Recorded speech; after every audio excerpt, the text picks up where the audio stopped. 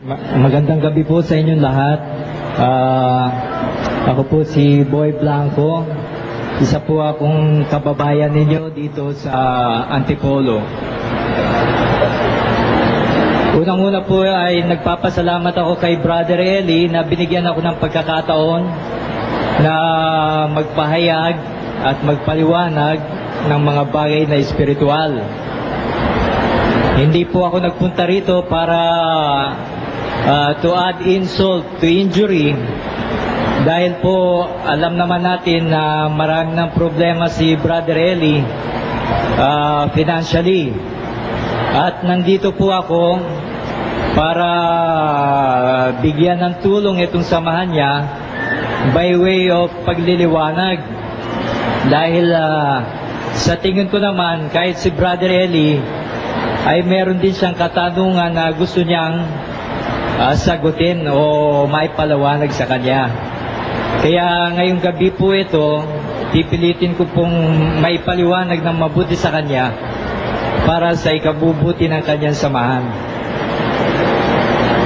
Uumpisan ko po sa tema ng ikapo, dahil ito po ang dividing line ng iglesia ng Dating Daan at ng mga born again Christians. Para kay Ginoong Soriano, ang ikapo po ay lipas na, o hindi po ito batas Kristiyano, pero nagkakamali po siya ron, dahil marami pong talata sa Biblia na nagpapatunay na ang ikapo po ay batas Kristiyano. Kaya uumpisan po natin sa umpisang-umpisa. Ang sabi po ni Mr. Soriano, sa mga Hudyo lang daw ang ikapo, hindi daw po ito sa batas Kristiyano. Nagkakamali kayo, Mr. Soriano, dahil wala pa po ang batas ni Moses, ni wala pa po si Moses, ni wala pa pong mga Hudyo, ni wala pa pong bayang Israel na mababasa, ay meron na pong ikapo. Ito po ay mababasa sa Genesis 14:20, nang magbigay si Abraham ng ikapo. Si Abraham po ay hindi Hudyo, siya po ay ama ng maraming bansa. Genesis 17:4. At kasama na po ang mga hentil dito. Ibig pong sabihin ay tayo po yun. Ngayon, paano naman ito naging batas Kristiyano? Dahil ganito po ang sinabi ni Kristo: kung kayo ay mga anak ni Abraham, dapat gawin ninyo yung mga bagay na ginagawa niya. Sa John 8:39. Sasabihin naman ni Mr. Soriano, kung gayon, mag-asawa rin kayo ng marami. Palusot na lang ni Mr. Soriano ito, dahil alam naman niyang napakahinang excuse yun. Dahil obviously, ang tinutukoy po ni Jesus na tularan ng mga tao ay yung mabubuting halimbawa. At aminado si Mr. Soriano na mabuti ang ikapo, dahil lahat daw ng ginawa ng Diyos para sa tao ng mga batas ay mabuti. Ngayon, ang sabi ni Kristo, gawin ninyo ang mga bagay na ginawa ni Abraham. Nagikapo si Abraham, ergo dapat din tayong magikapo.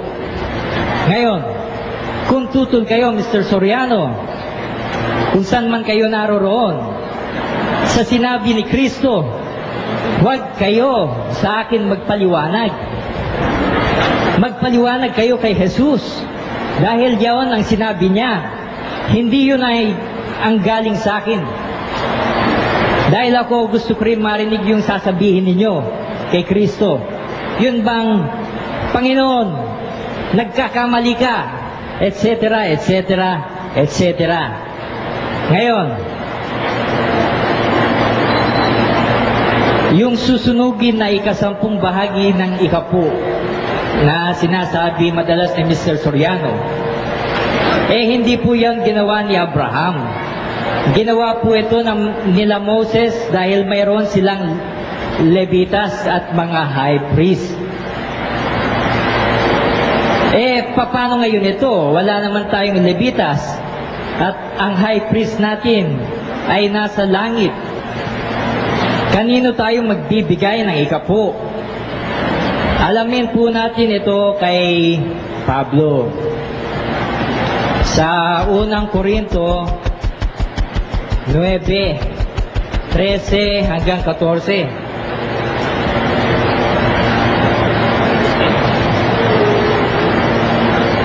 Ganito po ang sinasabi. Surely you know that the men who work in the temple get their food from the temple, and that those who offer the sacrifices on the altar get a share of the sacrifices. In the same way, emphasis po sa in the same way.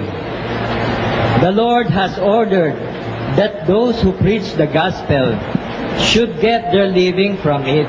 Ayun po. Yung pong nangangaral ng ebanghelyo, ayun po ang entitled sa ikapu. Ayun po ang sabi ni Pablo. Kasi in the same way, kung 10% nun, 10% din ngayon.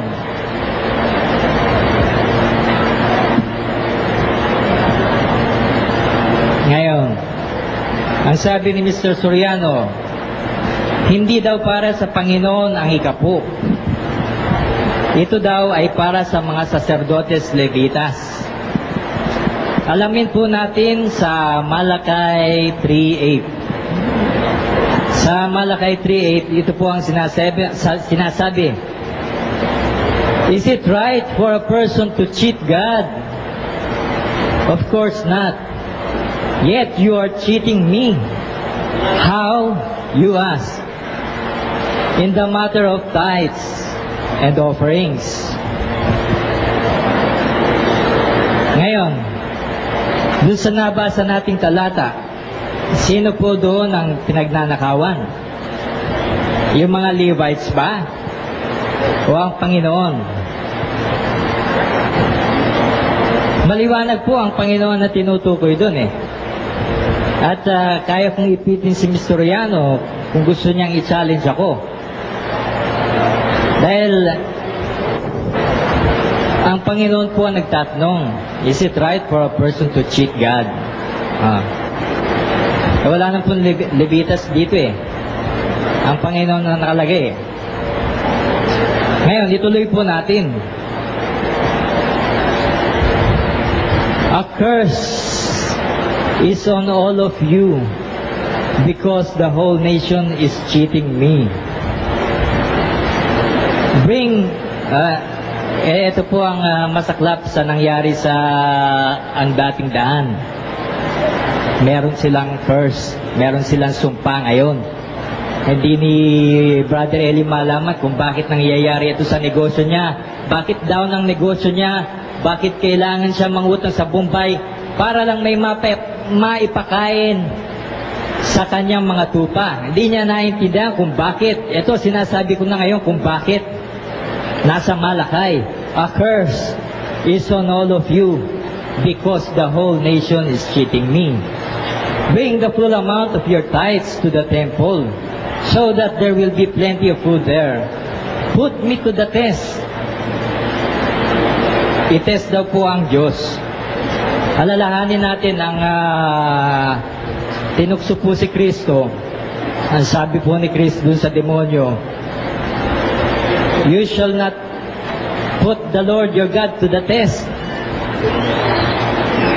Pero dito po sa Malakay, ang sabi po dito, test me.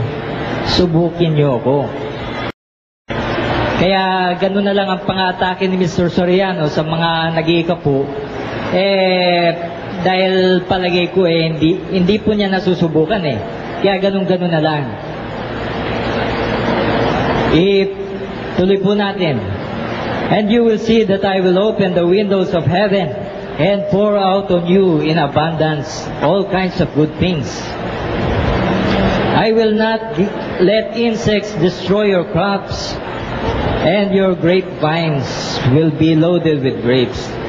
Then the people of all nations will call you happy, because your land will be a good place to live. Ito po ang gustong marinig ngayon ni President Joseph Erap Estrada. Dahil ito po yung sikreto kung paano uunlad ang bansa natin. Dahil ang bansa natin nakasumpa. Dahil kukunti lang po ang nag-iikapo. Ngayon, ang sabi ni Mr. Soriano, kung tunay nga ito, di dapat wala na tayong paglalagyan. Dahil siksik-liglig umaapaw sabi niya, siksik-liglig umaapaw di dapat wala na tayong paglalagyan. Do you realize, Mr. Soriano, kung ano ang sinasabi mo? You are saying that God is a liar. Yung mga taong hindi pinagpapala, obviously, hindi nag-iikapo yun. Kung mag-iikapo man sila, ay nasa maling kapamaraanan. Dahil may tama at maling kapamaraanan ang pag-iikapo. Kung galing sa masama yung ibinibigay nyo sa Panginoon, definitely, imbis na blessing ang pupunta sa inyo, ay magiging curse.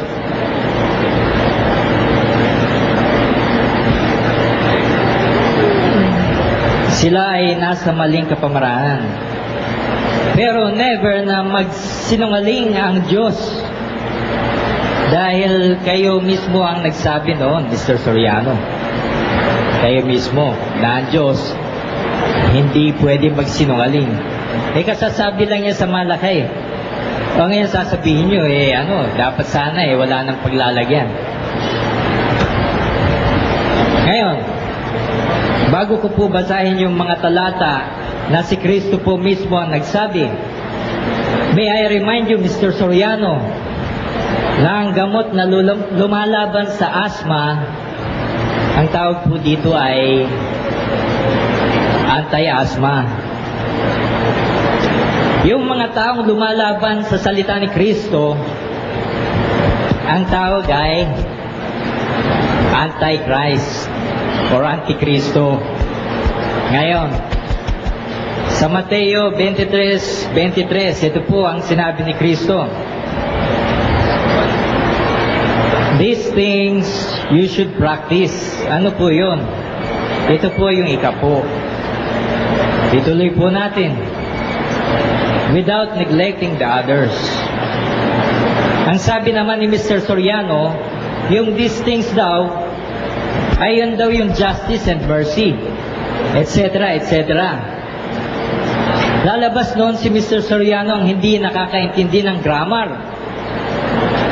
Dahil hindi naman yung ikapo ang inineglect, kung hindi yung justice and mercy. Pero pagbigyan po natin, these things you should practice, justice and mercy, without neglecting justice and mercy. Ganon po ba yun? Ang galing mo, Mr. Soriano. Sinasabi ni Mr. Soriano, wala daw kaming grammar. Born again na, Christian pa. Ano raw yun? For your information, Mr. Soriano, may mga born again na hindi naman Kristiyano at may Kristiyano na hindi naman born again. Actually, ito pong bansa natin ay Christian. Tinatawag na Christian. Pero does it follow na itong bansa natin born again? Hindi po. All you have to do is to read the tabloid. Basahin niyo yung mga tiktik, yung mga bandera, yung abante, at sabihin niyo sa akin kung born again nga itong bansa na to. Definitely hindi. Kaya nagkakamali ka, Mr. Soriano. Ikaw ang hindi nakakaintindi ng grammar. Pero, granting na pagbaliktarin natin yung order ng mga salita, papasok pa rin dun yung ikapo. Papasok pa rin dun eh. Ngayon, ang lusot ni Mr. Soriano ay ang kausap daw ni Kristo yung mga Pariseo at hindi mga Kristiyano. Tignan po natin sa Mateo 23:1 hanggang 3. Then Jesus spoke to the crowds and his disciples. 5 minutes to go.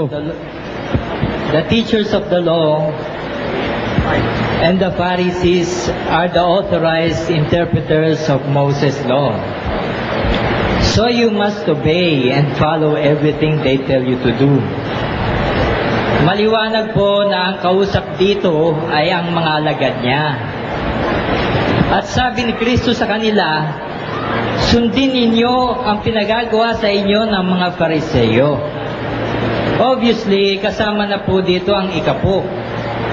Dahil yung mga hindi nga nila ginagawa, pinapangaral din. Ano pa kaya yung ginagawa nila? Definitely, pinasusunod din ng mga Fariseo ang mag-ikapo. At ang sabi ni Kristo, sundin nyo ang itinuturo nila. Hihirit na naman si Mr. Soriano. Hindi daw nag-iikapo si Kristo. Dahil ang kautusan daw ay hindi para sa matutuwid. Malayo na po yun sa pinag-uusapan natin, Mr. Soriano. Dahil hindi si Kristo yung tinitignan natin. Kung hindi po yung aral niya. Pero sakyan muna natin yung sinasabi ni Mr. Soriano. Kung si Kristo ay sumusunod sa mga palatuntunin, kung si Kristo ay sumusunod sa mga palatuntunan ng tao, kahit mali, ano pa kaya yung palatuntunan ng Diyos? Remember, nung nagtanong si Kristo kay Pedro, Pedro, kailangan ba tayong magbigay ng tax? Di ba, yung mga foreigners, kailangan magbigay ng tax? Oo nga po. Para wag na lang masaktan natin itong mga tao, magbigay na rin tayo. Bagamat labag sa kanila na sundin itong palatuntunan ng tao, ginawa nila. Ngayon sasabihin ni Mr. Soriano, hindi raw sinusunod ni Kristo ang palatuntunan ng Diyos dahil immune daw si Kristo Hindi daw para sa matutuwid ito At bakit naman siya tutuksin pa ni Satanas kung alam ni Satanas na walang posibilidad na bumigay si Kristo? Ibig sabihin, may possibility na labagin niya yung utos. Ganun lang naman ang logic nun Nonsense po itong sinasabi ni Mr. Soriano. Ngayon, nabitin na ako.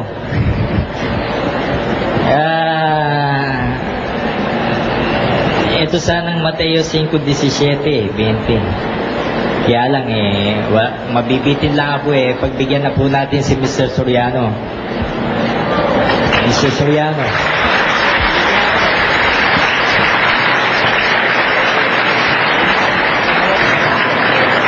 Magandang gabi po. Ano, Brother Eli Soriano. Pwede na po magsapol. Ang una ko pong tanong, kapatid na Blanco, ganito. Ilang minuto ba yung tanong? Sabi mo kanina, kaya tinukso ng demonyo si Kristo, may possibility na siya'y bumigay. Anong talata sa Biblia yun?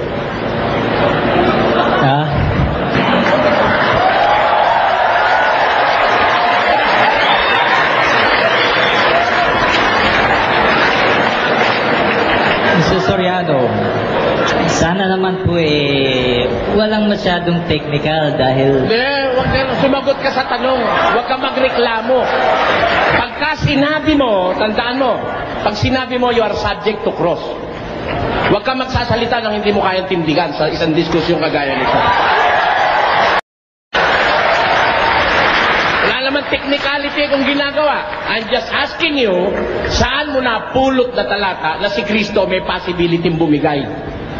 Unang-una po, Mr. Soriano. Hindi, bigay mo sa akin yung talata. Huwag mo ubusin ng oras.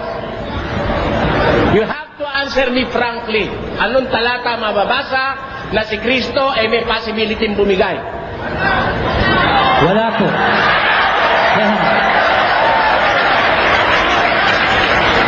Hindi po sa ganong pangungusap dahil alam niyo naman, Mr. Soriano, na ang ginagamit... Inuubos mo oras, kapatid. Sumagot ka ng tama sa tanong. Wala. Anong talata? Walang talata. Salamat. Sagot mo.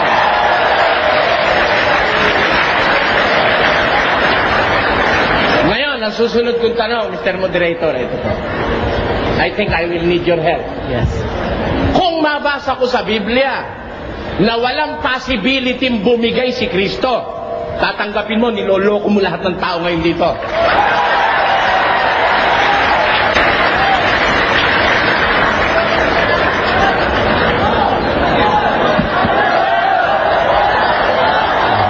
Sige po, pakibasa po, brother. Hindi po, Talata. patanggap muna po natin kay Mr. Blanco. Kasi yung sinabi niya, mali sa Biblia yun eh, kaya nga wala siyang mababasa eh. Kaya ang tanong ko ngayon, kung mabasa ko ba sa Biblia na walang posibilidad na si Kristo'y bumigay, tatanggapin mo. Tapos na ang diskusyon dahil niloloko mo lang ang mga tao rito. Mr. Soriano, ako po, hindi po ako nagpunta rito. Like I said, hindi po ako nagpunta rito para to add insult to injury. Para ano? Ako po, to add insult to injury. Ako po ay... Kanina ka pa nag-a-add ng insult sa injury. Lahat ng sinasabi mo directed sa akin, ang daang tao rito eh, oh. Di ba, puro Soriano sinasabi mo eh. Oh, sabi mo, hindi ako marunong ng grammar. Sabi mo, hindi ako marunong ng common sense. At saka, Mr. Sabi mo, hindi ako marunong makaintindi ng talata ng Biblia. Lahat na yung insulto na sinabi mo sa akin, tapos magpapakunwari ka pang you are not adding insult to the Ay, alam niyo, Mr. Soriano. alam mo, hindi dapat dito kasinungalingan sa ganitong harapan. Sa daing tao na yan, dapat kilabutan ka sa balat mo na mag-isinungaling sa ganito karaming tao. Kaya sumagot ka sa tanong, kung mabasa ko ba sa Biblia na si Kristo, hindi, walang possibility bumigay sa demonyo, tatanggapin mo, talo ka na.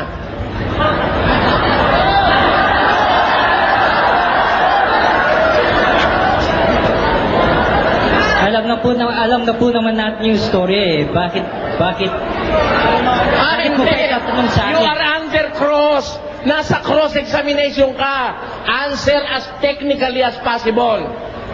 Tumagot ka. Kung tatanggapin mo, natalo ka na pag nabasa ko na si Babasahin mo na lang, Kristo. Mr. Soriano. Wala namang ganyan eh. Bla-bla ko yung Ay, hindi. Diskusyon ito eh. Bla-bla ko yung Diskusyon ito eh. Dapat alam mo ang consequences ng pagharap mo sa akin. Ibahin mo ko sa ibang nakaharap mo. Diskusyon ito eh. Huwag kang humingi ng mercy sa akin. Dapat, paglalaban ka sa gera, kagaya niyan, ikaw pala marunong ng grammar, ako hindi. Ha? Ikaw pala nakakaintindi ng Biblia, ako hindi. Ikaw ngayon ang hihingi ng mercy. Ikaw pala ang totoo, ako'y mali. At ang samahan pala namin masama, kaya kakamo nagsasalita kanina, dahil sa ikabubuti ng aming samahan. Palagay mo, ang aming samahan masama. Pero lumilitaw, ikaw ang masama, sinungaling ka eh. Oh. Diba? Kaya sumagot ka ngayon, Mr. Blanco. Soriano, unang-una po, wala po ang sinasabi na meron sa Biblia yung sinasabi nyo na bumigay si Kristo. Wala po ang sinasabi. Hindi ako nagsabi nun. Ikaw ang nagsabi nun, ano? Wala po ang sinasabi. Ikaw ang nagsabi nun na kaya tinukso ng demonyo si Kristo dahil may possibility siyang bumigay. Ikaw ang nagsabi. Bakit naman siya tutuksin pa ni Satanas kung alam ni Satanas na walang posibilidad na bumigay si Kristo? Ibig sabihin, may possibility na labagin niya yung utos. Ganun lang naman ang logic nun eh. Ito eh.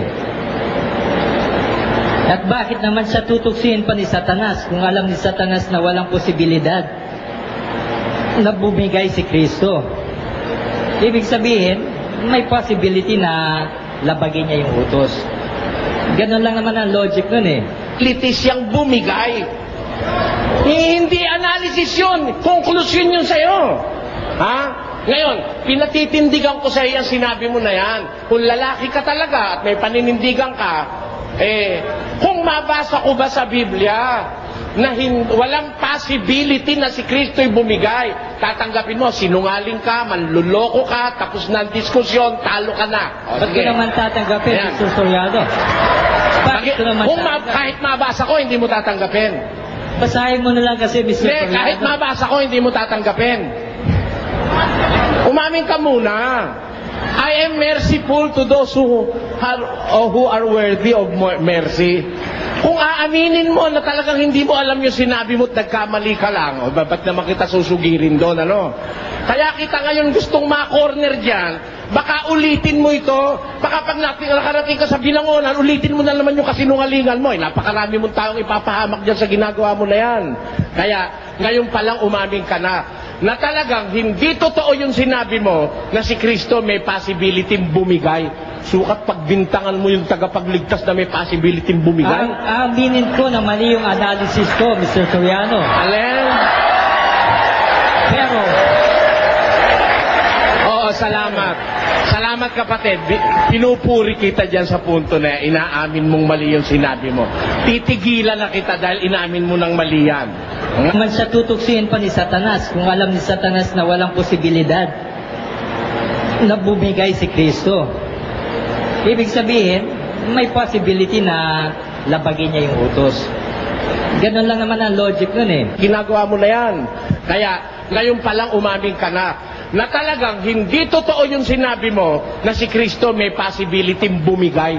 Sukat pagbintangan mo yung tagapagligtas na may possibility bumigay. Aminin ko na mali yung analysis ko, Mr. Soriano. Alin?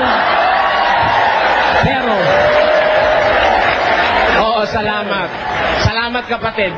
Pinupuri kita dyan sa punto na inaamin mong mali yung sinabi mo. Titigilan na kita dahil inaamin mo ng mali yan. Ngayon, lilipat ako ng ibang tanong. Pangalawang paksa po.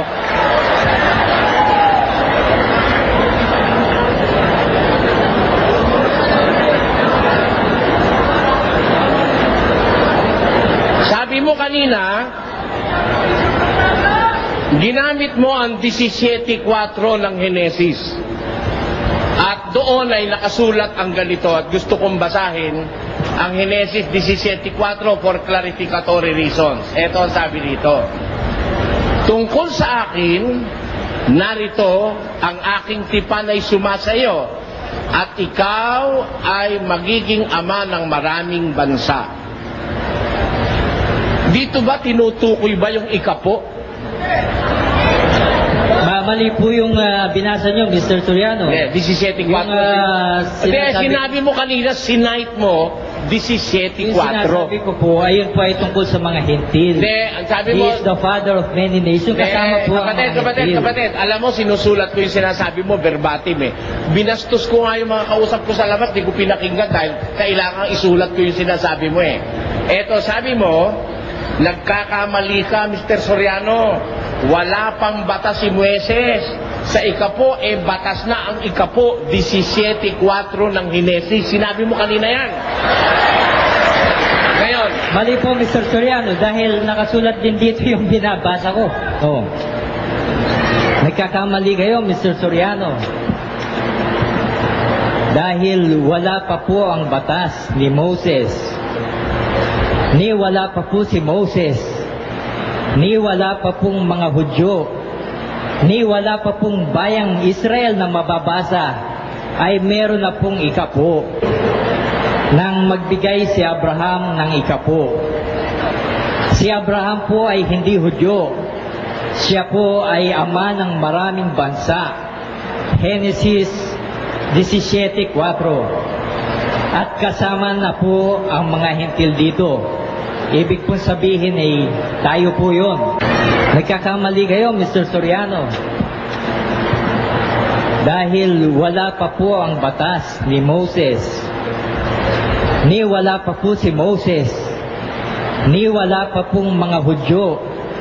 Ni wala pa pong bayang Israel na mababasa, ay meron na pong ikapo.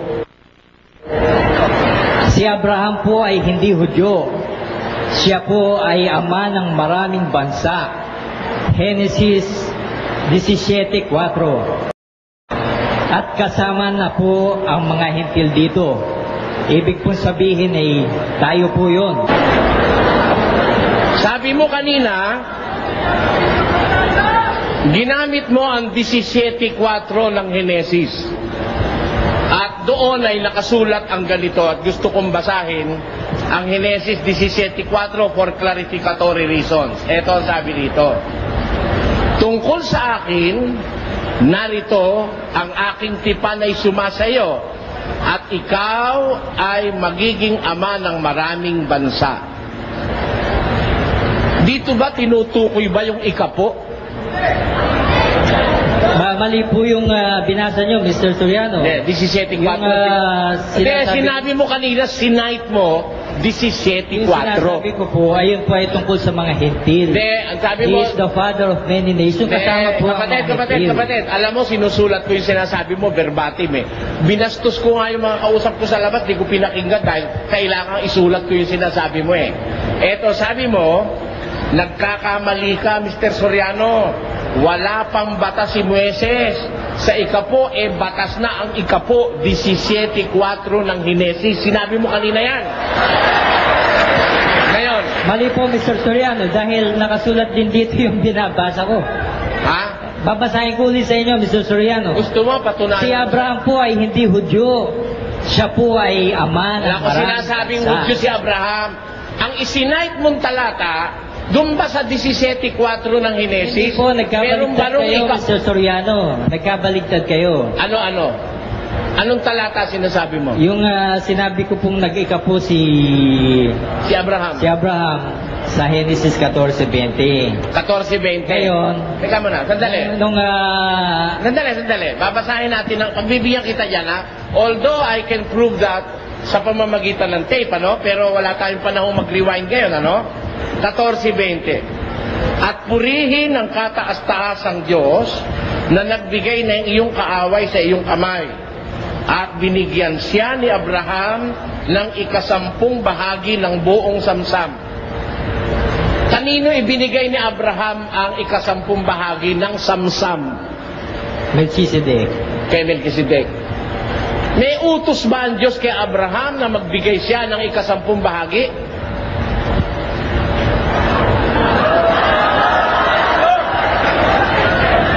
Hindi po natin alam. Wala pong mababasa sa Biblia. Hindi po natin alam. Bakit mo sinabi kanina na hindi pa iniuutos kay Moises, batas na kay Abraham kung hindi mo pala alam? Hindi po. Magpaliwanag ka, Mr. Blanco. Ganito po ang sinabi You seem ko. to contradict yourself. Talagay ko, wala ka sa sarili mo. Kanina sabi mo, nagkakamali ako. Ayan, nakalagay, kasulat verbatim mo. Dahil, sabi mo, kaya ako nagkakamali, si Abraham, hindi pa ibinibigay ang batas kay Moises, tungkol sa ikapo, sabi mo si Abraham ay may batas na mag-ikapo. Kaya tinatanong kita ngayon, sabi mo, hindi mo alam na may batas pala ang Diyos kay Abraham magbigay na ikapo. Wala po ang sinasabing ganon, Mr. Soriano. Wala po. Soriano. Nagkakamali kayo, Mr. Soriano. Dahil wala pa po ang batas ni Moses. Ni wala pa po si Moses. Ni wala pa pong mga Hudyo. Ni wala pa pong bayang Israel na mababasa. Ay meron na pong ikapo.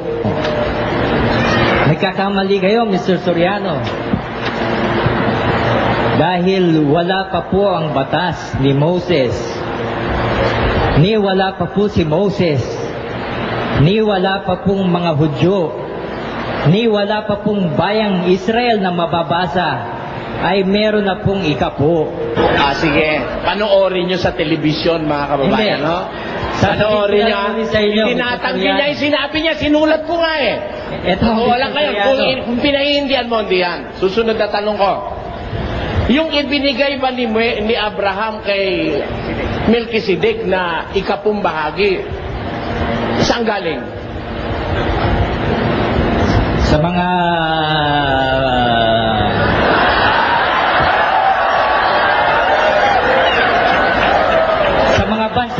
tinatalo niya, yung mga... Alam niyo naman yung Mr. Soriano eh, ba't niyo pa itatanong? Hindi. Ako, sigurado ko, sarili ko, alam ko yun. Kaya ako tinatanong dahil ikaw ang hindi nakakaalam, kaya kita tinatanong. Eto, susunod kong tanong. Yung bang samsam, yun ba, pag-aari ba ni Abraham yon o inagaw niya lang? Ayun po ay pinagkaloob sa kanya ng Diyos. Hindi. Kaya nga siya nanalo eh. Dahil, Hindi yun ang usapan, hindi yung sa Diyos ang pag-uusapan natin. Pinag-uusapan natin yung nasa kay Abraham na ibinigay niyang ikapo. Yung ba kanya o nasamsam niya?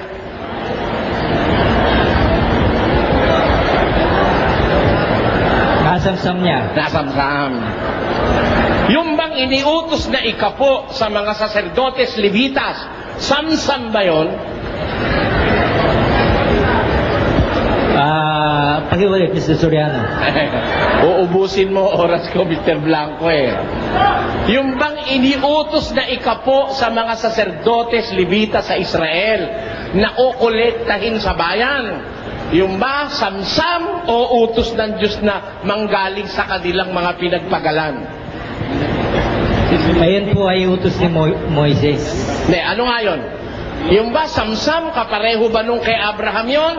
O yun ay iba ang pagkukunan, hindi Iba nga samsam? po ang kay Moises, iba rin po ang kay Abraham. Ayun. Yung kay Abraham po, ayun po ang sinusunod natin. Ayun, salamat. Hindi yung kay Moises. Ayun. Sa mga tweet, ang susundin natin ngayon yung kay Abraham.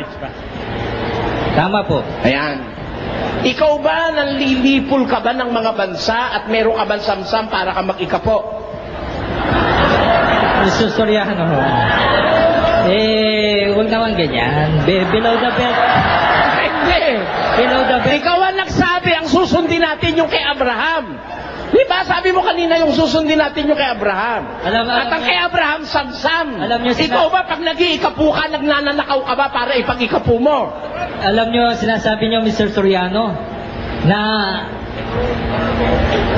pangit ang ugali ni Abraham. Hindi ganun. Sinabi sa'yo mo. Bibigyan Tingnan mo niya ha, ang Diyos tingnan mo. ng... May sinabi ba akong pangit ang ugali ni Abraham? Ayun na.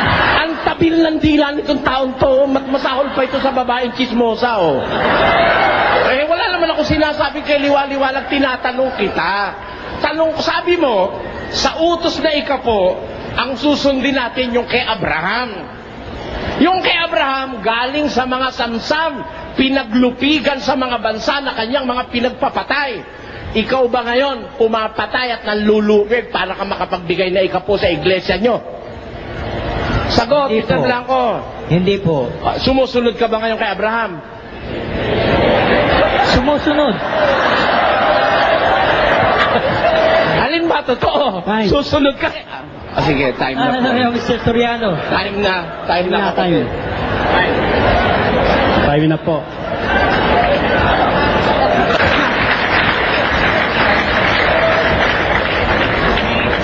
Sino po ba?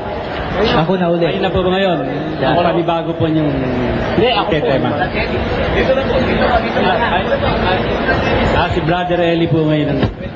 Sasagutin ko po sa 20 minutes yung kanyang ikinalap na lagim dito sa Antipolo, mga kababayan.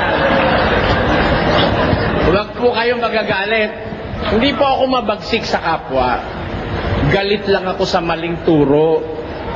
Sa mga kapwa-tao, wala po akong, kung gusto nyo, pagkatapos dito, i-blow out ko pa si Mr. Blanco, eh, no?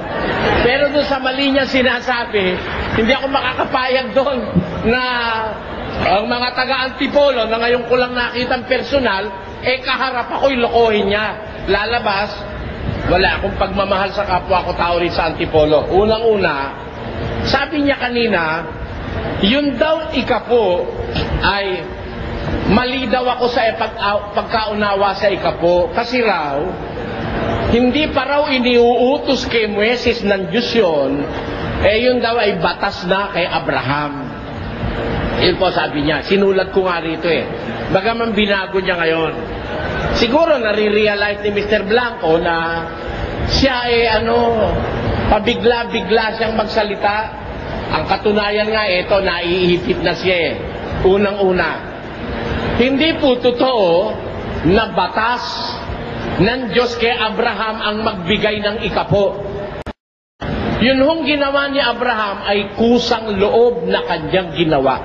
Pakinggan nyo ho, sa isang talata ng Ebreo, ganito ang pagtuturo sa atin ng kasulatan sa Kapitulo 7. Eto, pakinggan nyo.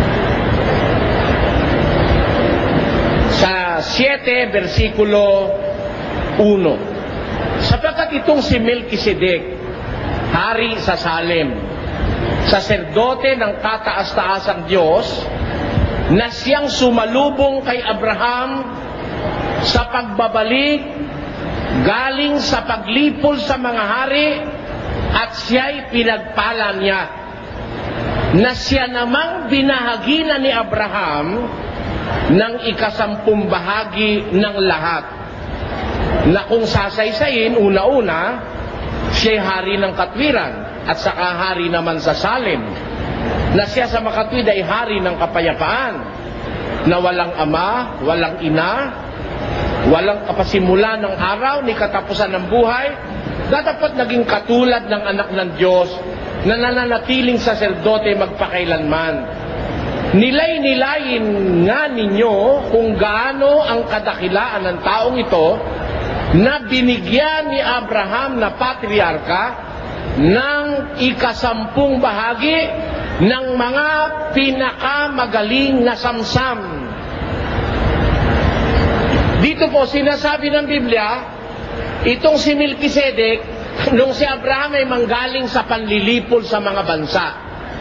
Ang trabaho po ni Abraham noon, para makapag-establish siya ng isang kalalagyan niyang mahusay, nang lipol siya ng mga bansa at mga hari.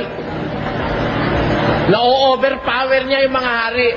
Kaya yung mga samsam, ang tawag huro niya, yung mga spoils, yung mga samsam na nakuha niya doon sa mga natalo niya, nung siya'y pauwi, sinalubong siya ni Melkisedek na hari sa Salem.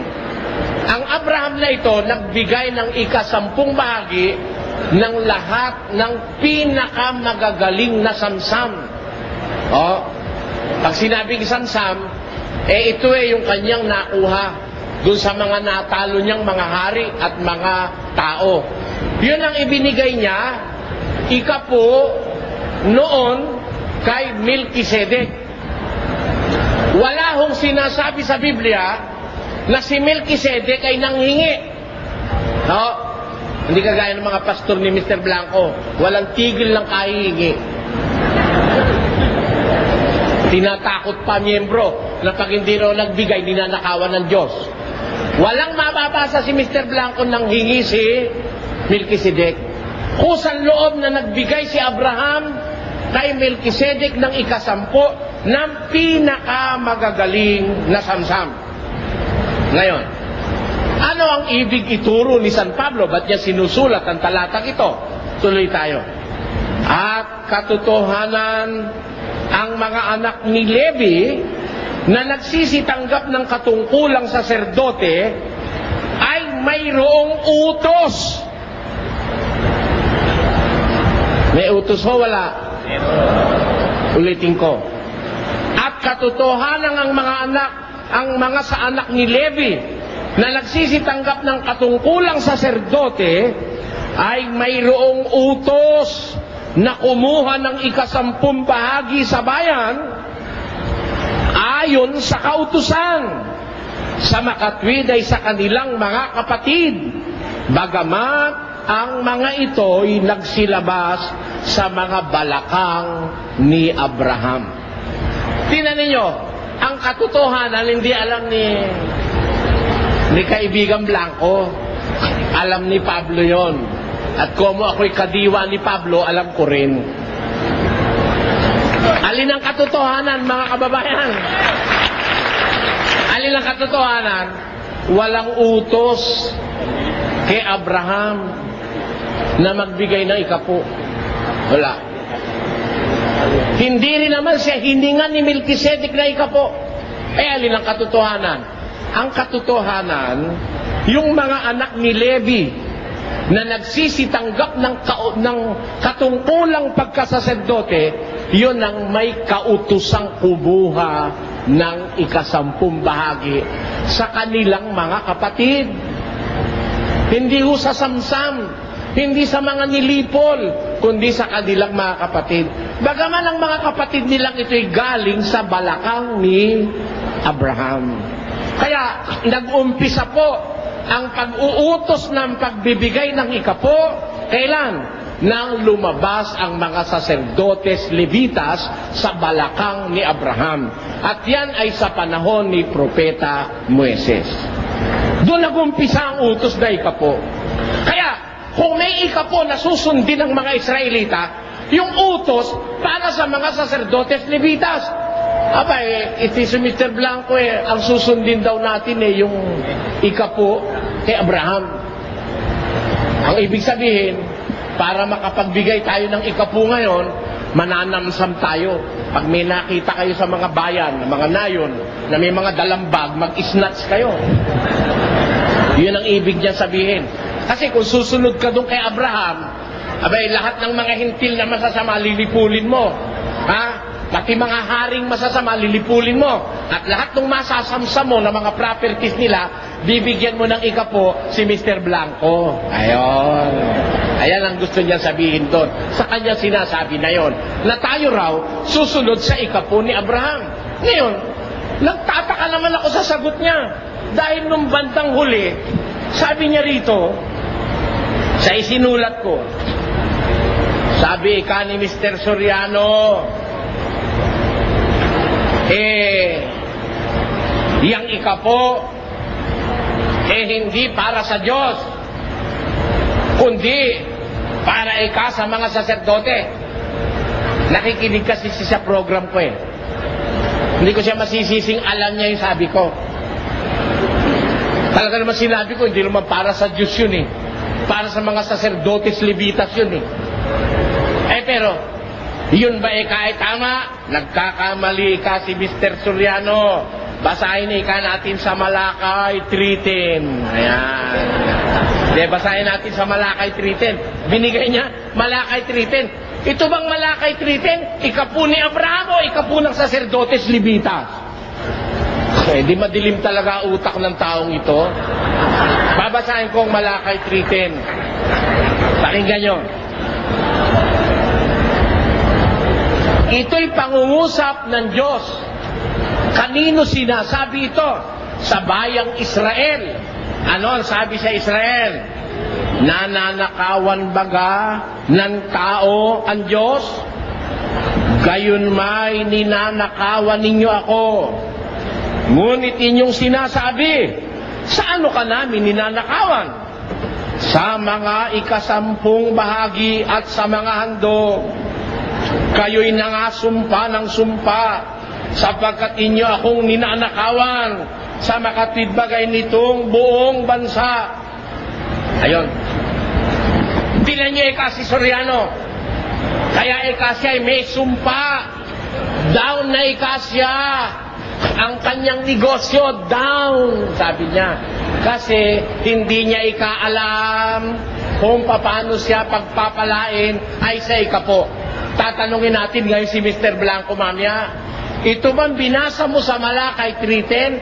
Ito ba'y ikapo kay Abraham o ikapo na utos sa mga saserdotes Levitas? Yan.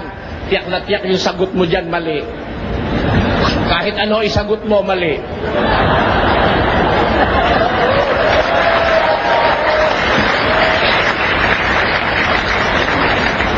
Ngayon, para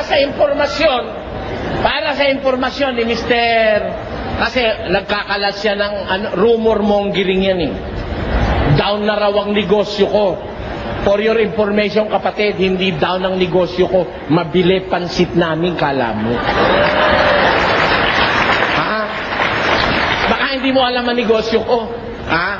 Meron akong piggery, meron akong palaisdaan, meron akong auto supply, meron akong butika. Meron akong feed supply. poultry supply, 3. Ang restaurant ko, 6. Ano?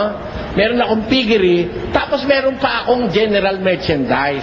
Meron pa akong tindahan ng meat supply. Yon. Lahat ng yun, hindi down. Kaya lang kinakapos ang kita sa pagmamahal sa kapwa. Nauubos sa pagmamahal sa kapwa. Hindi down yun. Huwag ka magpaparatang na ako'y sinusumpa ng Diyos.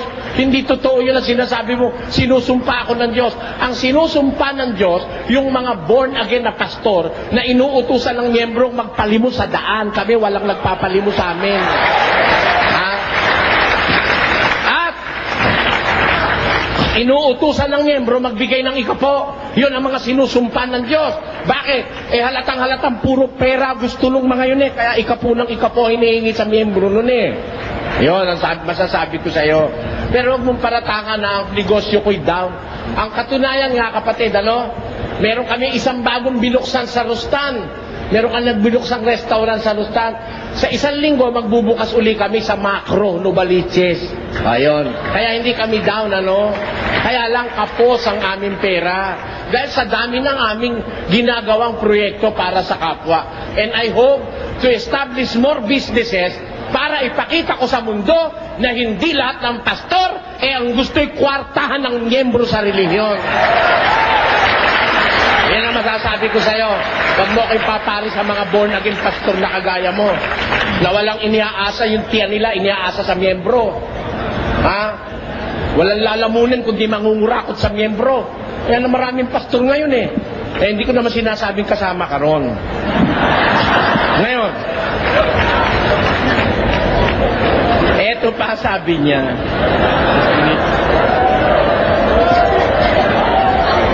Sabi niya kanina, natawa ko doon sa labas mag-isa. Bagaman hindi ko pinarinig sa mga nasa labas, natawa ko sa sarili ko. Kaya Mr. Soriano, kung tutol ka sa sinasabi ni Kristo, huwag ka sa aking magpaliwanag. Magpaliwanag ka kay Kristo. Sabi mo, ka-impertinentihan niya sinasabi mo na yan. Si Kristo, hindi mo dapat paliwanagan, Dahil hindi ka pa nagsasalita, alam na nung kagaguhan mo kung gago ka. Ba't mo sasabihin magpaliwanag ako kay Kristo? Ha? At kung ganun pala, na hindi ako dapat sa'yo magpaliwanag at kay Kristo, ba't mo ako hinamon ng diskusyon? Ano gagawin ko sa'yo? Lalabuin kita o ayaw mo nang paliwanagan kita? May biro mo kalukuhan ito. Huwag ka sa aking magpaliwanag. Magpaliwanag ka kay Kristo. Huwag tinanong salita yan. Aba, ba't ako duda na ako sa pagkataon nitong taong ito eh. Kung tutol kayo, Mr. Soriano, kung saan man kayo naroroon, sa sinabi ni Kristo, huwag kayo sa akin magpaliwanag. Magpaliwanag kayo kay Jesus. Dahil yaon ang sinabi niya, hindi yun ay ang galing sa akin. Kung tutol kayo, Mr. Soriano, kung saan man kayo naroroon, sa sinabi ni Kristo, huwag kayo sa akin magpaliwanag. Magpaliwanag kayo kay Jesus. Dahil yaon ang sinabi niya, hindi yun ay ang galing sa akin.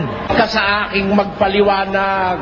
Magpaliwanag ka kay Kristo. Huwag tinanong yung salita yan. Aba, ba't ako duda na ako sa pagkataon nitong taong ito eh. Palagay ko wala sa sarili si Mr. Blanco. Alam niyo kung ba't sinasabi ko wala sa sarili? Si Kristo pala ang paliliwanagan ko sa salita mo sa akin. Ha? Bakit tayong dalawa naghaharap? Sana kinumbida mo yung Kristo mo at nang mapaliwanagan ko. Ha? Kasi, yung totoong Kristo ng Biblia, hindi nangangailangan paliwanagan ng tao yun. Payag ko kayo, mga kababayan? Hindi dapat paliwanagan yun. Maliwanag doon sa ang lahat ng bagay sa Kanya. Ang katunayan, 4:12 ng Ebreo. Pakinggan nyo. Sapagkat ang salita ng Diyos ay buhay at mabisa at matalas kaysa alinmang tabak na may 2 talim at bumabaon hanggang sa paghihiwalay ng kaluluwa at espiritu ng mga kasukasuan at ng utak at madaling kumilala ng mga pag-iisip at mga haka ng puso, at walang anumang nilalang na hindi nahahayag sa kanyang paningin. Kailangan bang paliwanagan mo ang Diyos? Hindi ko pa nga nagsasalita, alam niya na yung kalokohan mo eh. Kaya, Paul na naman, ang daing Paul, mamaya, gagraduate na ito. Kaya, nakakaapat na siyang Paul eh, ano? Sino ba referee natin? Hanggang ilan ba ang allowed na Paul? 6? 4 na, 2 na lang. Gagraduate ka na, Mr. Blanco. Eto. Kaya daw, ang ikapo ay sa Diyos, kasi pag hindi ka raw nagbigay na ikapo, ang ninanakawan mo ang Diyos. Alam nyo, tinugtong niya ran, ang pinagnanakawan doon ay ang Panginoon. Kaya, para sa Diyos yung ikapo. Kaya, dito, kaya kong ipitin si Mr. Soriano. Dito raw, sabi niya. Yun daw ikapo para sa Diyos. Kaya pag hindi ka nagbigay ng ikapo, ang ibig sabihin, nagnanakaw ka sa Diyos dahil para sa Diyos daw yon. Hindi ganon, mga kababayan. Pag nanakaw sa Diyos ng Israelita, ang hindi pagbibigay ng ikapo, pero hindi ang ibig sabihin, para sa Diyos yung ikapo. Yung ikapo, para sa mga saserdotes, levitas. Magbibigay ako ng panibagong halimbawa para maunawaan ninyo. Dito sa Gawa ng mga Apostol, pinatutunog niya kasi para sa Diyos yung ikapo eh. Sa Gawa, Kapitulo 5, sabi ni San Pedro ganito, dadapot isang lalaki na tinatawag na Ananias, kasama ang kanyang asawang si Sapira ay nagbili ng isang pag-aari at inilingid ang isang bahagi ng halaga na nalalaman din ito ng kanyang asawa at dinala ang isang bahagi at inilagay sa paanan ng mga apostol. Dapat sinabi ni Pedro, Ananias, bakit pinuspos ni Satanas ang iyong puso upang magsinungaling sa Espiritu Santo at upang magligid ng isang bahagi ng halaga ng lupa? Nang yaoy nananatili pa, di ba gayon nananatiling iyong sarili? At nang maipagbili na, di ba nasa iyo ring kapangyarihan? Ano't inisip mo ang bagay na ito sa iyong puso? Hindi ka nagsinungaling sa mga tao, kundi sa Diyos. Nung ipagkaila ni Ananias, yung kalahati nung pinagbilan niya ng lupa sa mga apostol, ipinagkaila niya kay San Pedro. Sabi ni San Pedro, Ananias, bakit pinuspos ni Satanas ang puso mo para magsinungaling ka sa Espiritu Santo? Hindi ka nagsinungaling sa tao, kundi sa Diyos. Ang tanong,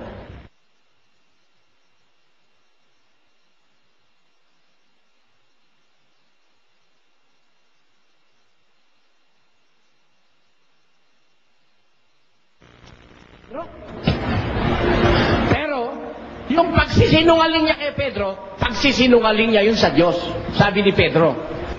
Kaya, yung pagnanakaw mo ng ikapo, pagnanakaw mo yun sa Diyos. Pero hindi ibig sabihin, ang Diyos ang kakain ng ikapo, ano? Hindi. Gaya nung ipinaglingid ni Ananias, hindi ang Diyos ang kakain nun, hindi ang Diyos ang makikinabang nun. Yun ay ibibigay sa kapatiran. Ganon din naman, itong sinasabi ni Mr. Blanco ito, na kaya raw sa Diyos yung ikapo, pag hindi ka na nagbigay, sa Diyos ka nagnanakaw. Ang tanong, ang Diyos ba kumakain ng ikapo? Kailangan ba ng Diyos ang ikapo? Para sa kanyang sarili, kailangan ba niya? O, tinan mo, di ka marunong ng Ay logic. po. Po? Time na po. Sana 5 minutes binigyan mo ko. Wala akong warning ng 5 minutes. Dapat po. Salamat po. Tatanong po siya. Tatanong siya. Sound. Test. Ang sabi niyo po, Mr. Soriano, marami po kayong negosyo, tama po ba? Oo, narinig naman lahat yun. Narinig ko rin yung iba sa programa niyo sa RJ. Kung hindi ako nagkakamali, may 4 kayong restaurant. May 6. 6. Meron Isa sa para malaan mo, no? Isa sa Rustan, 2 sa Roosevelt, 3 sa Pampanga. Meron kayong auto supply. Oo. Meron kayong hardware. Mm. Dealer kayo ng mga gulong. No. Mga goma. Hindi ako dealer ng mga gulong. Nung araw pa yun, ngayon hindi na. Mahal na gulong eh. Meron kayong poultry. Oo. Meron kayong piggery. Oh, anong tanong mo? Meron kayong kabayuhan. Meron kayong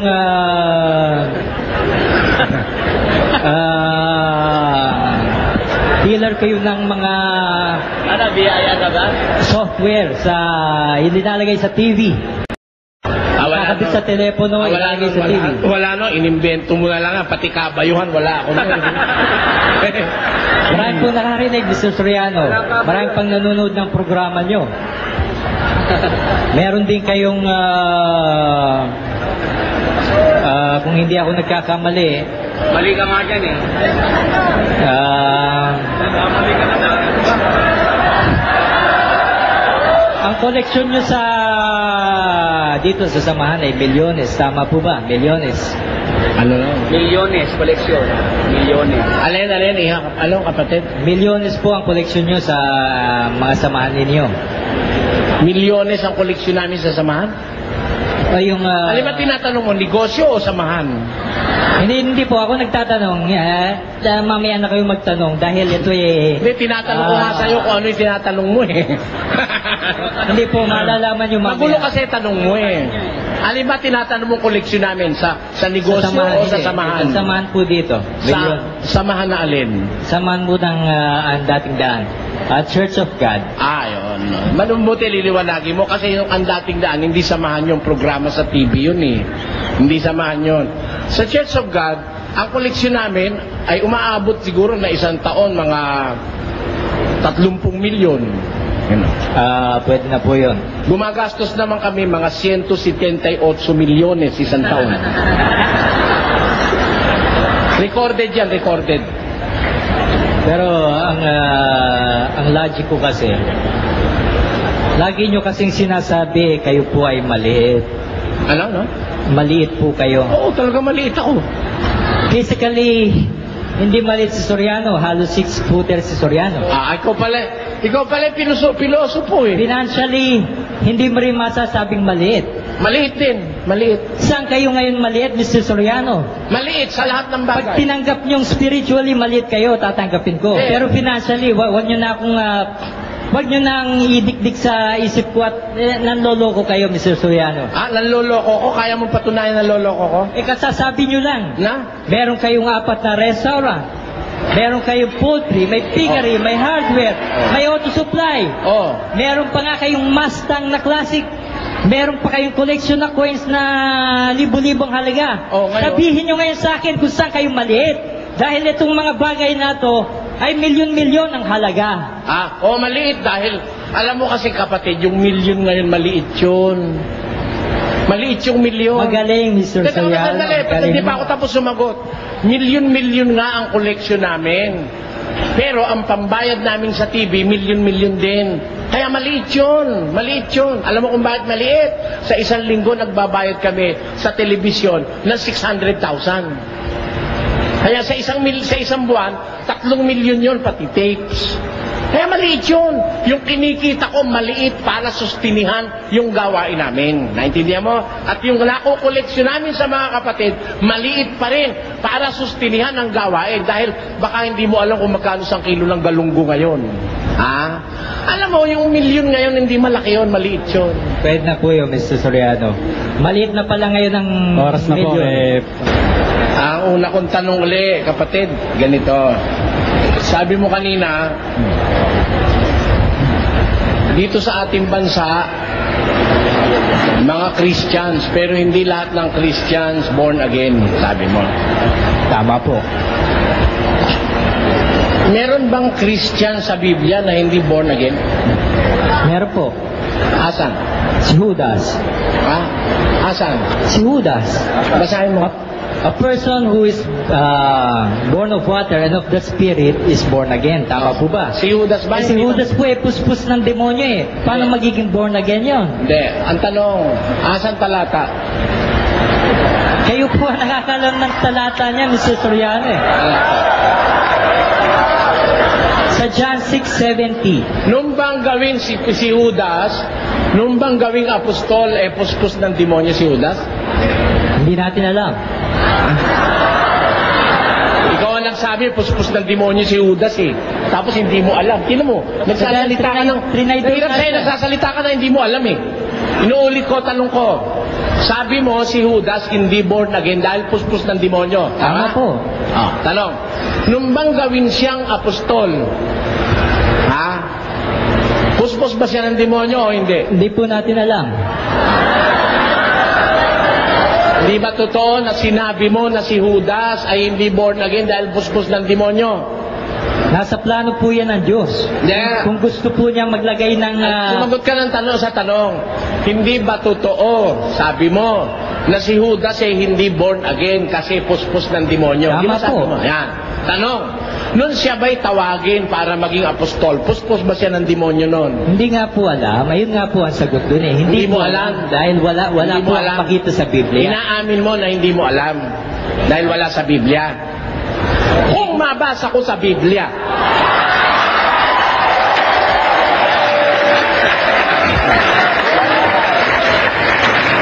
Kung mabasa nyo, Mr. Soriano, kung mabasa ko sa Biblia na si Judas nung tawagin, at nung si Judas ay gawing apostol, at nung si Judas ay bigyan ng karapatang magmilagro, hindi siya puspos ng demonyo, tatanggapin mo talagang manluloko ka? ba't ko naman tatanggapin nyo, Mr. Soriano? Sa makatwid, makapal ang pagmumukha mo kahit na mabasa, ayaw mong tanggapin. Baka sabihin ko lang na... Hindi, sumagot ka sa tanong ko. Sabi mo kanina, hindi mababasa sa Biblia na si Judas ay puspos ng demonyo nung tawagin siya ni Kristo. Bakit mo sinabi kanina na si Judas ay hindi born again dahil siya ay puspos ng demonyo? Sa John Sige, 6:70 nga, Mr. Soriano. sagutin mo ngayon. John 6:70. Sagutin mo. Sa John 6:70 nga, ang sabi po doon, di ba pinili ko kayo 12? Pero isa sa inyo ay demonyo. Ayun, sa makatwid. Paano maging born again ng isang demonyo? Ayun, sa makatwid, ang ibig mong sabihin, nung piliin pa lang siya ni Kristo, demonyo na siya. Pakiulit nga, Mr. Soriano. Yung isinight mong talata, sabi mo 6:17? 6:70. Ang tanong ko sa'yo, nung bang piliin siya ni Kristo, demonyo na siya? Wala po akong mabasa. Hindi ko po alam yun. Kung may alam kayo, sabihin nyo na. Hindi, tinatanong kita, wag mo kung utusan ko anong gagawin ko. Ako ang bahala sa sarili ko, ha? Ikaw, ang problema mo, sagutin mo yung sinasabi mo. Sabi mo kanina, si Judas ay hindi born again, pero Kristiyano. Tama. Tama. Membro siya ni Kristo eh. Kristiyano. Bakit siya hindi born again? Dahil sabi mo, puspos siya ng demonyo. Trinidor nga niya si Jesus eh. Paano magiging born again? Ang tanong ganito. Nung bang siya'y tawagin ni Kristo at bigyan ng tungkuling pagka-apostol, puspos na ba siya ng demonyo o hindi pa? Hindi ko nga alam. Hindi ko po alam. Hindi mo alam. Dahil marami... Bakit mo sinabi na si Judas ay puspos ng demonyo, kaya hindi siya born again, hindi mo pala alam? Sa John 6:70 nga, Mr. Soriano, paulit-ulit lang tayo. Ano sabi ng 6:70 nandiyan? 6:70, didn't I choose the 12 of you? Yet one of you is a devil. Ayan. Mga katwid, ang pinagbabatayan mo yung salita ni Kristo, na si Kristo, si Judas ay puspos ng demonyo. Tama po. Na ang sabi mo, sabi ni Kristo, hindi ba kayo'y pinili ko 12 at ang isa sa inyo ay diablo? Ang ibig bang sabihin nun, kapatid, nung piliin ni Kristo si Judas, diablo na siya? Hindi ko po nga mabasa, hindi ko po alam. Kayo nakakalam. Ano ngayon ang ibig sabihin nung binasa mo? Ikaw ang bumasa nun, sasabihin mo, hindi mo alam. Sa ngayon po, Mr. Soriano, kahit mga demonyo pwede rin magpagaling eh. Wala akong pakialam doon, hindi yun ang tanong ko. Wala namang pagpapagaling sa tanong ko. Ikaw po, usapan natin eh, pambihira ka oh. Ikaw, tatanong ko sa'yo uli, bakit mo binasa yung 6:70? Ano gusto mong palitawin doon? Paano po magiging born again si Judas? Sinabi na nga po ni Kristo na siya ay demonyo. Ayun, sa makatwid. Kristiyano po siya. Sa susunod tanong. Pero hindi po siya born makatwid. again. Sa susunod ko tanong ganito. Sige. Never in the life of Judas na siya'y na-born again.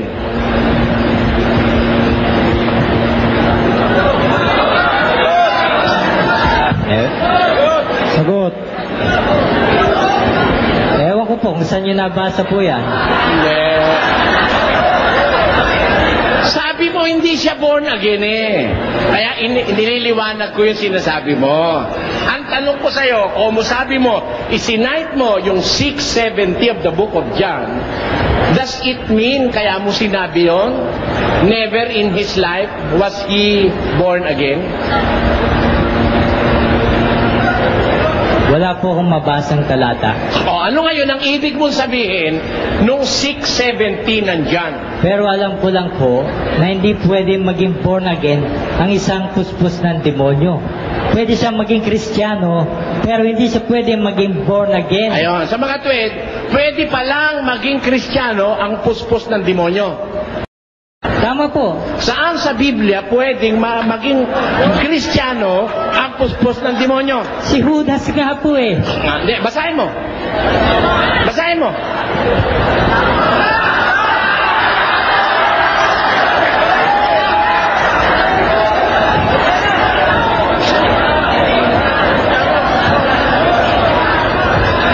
Kasi pag nagpakawala ka ng salita, at tatandaan mo, at ako ang kausap mo, susulitin ko sa iyo yan. Kaya ngayon, hinahanapan kita ng ebidensya. Hindi naman ako nagmamanipid Marami sa iyo. talata yung Ang masasabi ko lang sa iyo, no, mag-iingat kapag ako kausap mo. Eto, palitawin mo ngayon sa Biblia yung paniniwala mo na may Kristiyano na hindi born again. Pinalitaw mo si Judas. Tinanong ko, kahit kailan ba hindi naging born again si Judas? Sabi mo, hindi mo alam. O ngayon, bakit mo ginamit ang 670 of John? Dahil yun lang po ang maliwanag. Ano ang sabi? Ano maliwanag doon? Na siya'y demonyo. Si Judas ay demonyo. Tanong uli. Po. Nung piliin ba ni Kristo si Judas, demonyo ba siya? Hindi po natin alam. Maring oo, maring hindi. Hindi natin alam. Kung mabasa ko sa Biblia na hindi siya demonyo nun, tatanggapin mo talaga ignorante ka.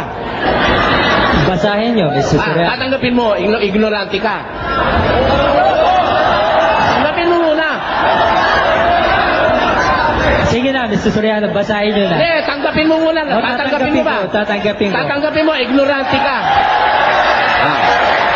At pangangako mo ba sa Diyos at sa tao na hindi ka na mangangahas magdadaldal nang hindi mo naiintindihan? Ayun po ang hindi ko mapapangako dahil Talagang magpapatuloy ka pa rin sa pagdadaldal ng hindi mo naiintindihan. Yun ang ibig sabihin nun. Kaya lilipat ako ng tanong. Ito, susunod kong tanong. Sabi mo sa akin kanina, sabihin ko sa iyo kung saan ako maliit. Ano? Sa palagay mo, kapatid, saan ba ako maliit? Sa palagay mo, saan ako maliit? hindi ko nga po alam eh, kaya sabihin nyo na po. Hindi, may sinabi ka kasi kanina eh. Sabi mo, maliit ako sa spiritual eh. Sinabi ko nga po, physically, hindi ko na makita na maliit kayo dahil halos 6-footer kayo. Sa Financially, hindi ko rin kayo makitang maliit. Spiritually, ito nga, ikapunga lang eh. Hindi nyo pa matanggap-tanggap. Ang dami ko nang nabasa. Naubos na itong buong araw natin. Ayun. Sa mga tuwid, saan ako maliit?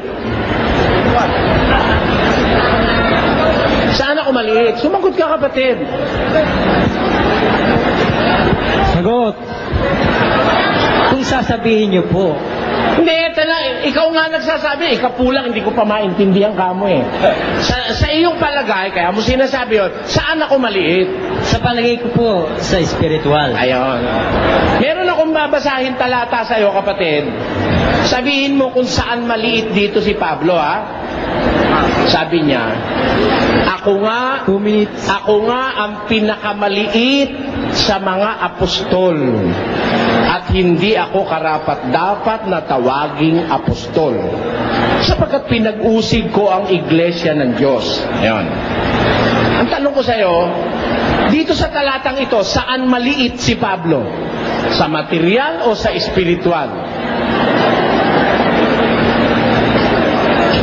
Sagot, lahat po. Material, spiritual, Financial. Saan maliit si Pablo? Lahat na po, sa lahat ng bagay. Sa material at saka sa espiritual. Tsaka sa financial. Sa financial. At saka sa espiritual, maliit din siya. Opo. Sa makatwid, pareho lang kami ni Pablo maliit sa espiritual. Hindi po, kasi mayaman kayo eh. Hindi, sa espiritual nga eh. Sa spiritual. Sabi mo, maliit sa espiritual si Pablo, maliit din ako sa espiritual. Sa makatwid, pareho kami ni Pablo. Ngayon ko lang po narinig yan dahil... Hindi, ikaw ang may sabi niyan eh. Paano ngayon mo lang narinig? Ikaw nga may sabi. Sabi mo kanina, maliit ako sa espiritual dahil di naman ako malaki. Maliit sa physical. Sabi mo, 5'6" ako, hindi ka pala marunong kalkulasyon. 5'9" and a half lang ako. Oo. 6-footer ako, sabi mo. Ngayon, sabi mo, marami akong pera. Sabi mo, kaya hindi ako maliit sa material. Maliit ako sa espiritual. Nung tanungin ko sa iyo kung saan ang ibig sabihin ni Pablo, saan siya maliit, sabi mo, maliit din siya sa espiritual. Pareho ba kami ngayon ni Pablo? Kung aminin yung maliit nga kayo spiritually, pero hindi nyo naman maamin-amin yan sa pakikinig sa TV. Walang kwenta sa akin yung sa akin ang kailangan liwanagin mo yung sinabi mo. Na maliit ako sa espiritual, maliit din si Pablo sa espiritual. Pareho ba kami ni Pablo na maliit sa espiritual? Hindi mo na, Mr. Soriano, ang sinasabi niyo po ba ay maliit din po kayo sa spiritual? Teka, ako may karapatang magtanong, hindi ikaw eh. Tanong ngayon.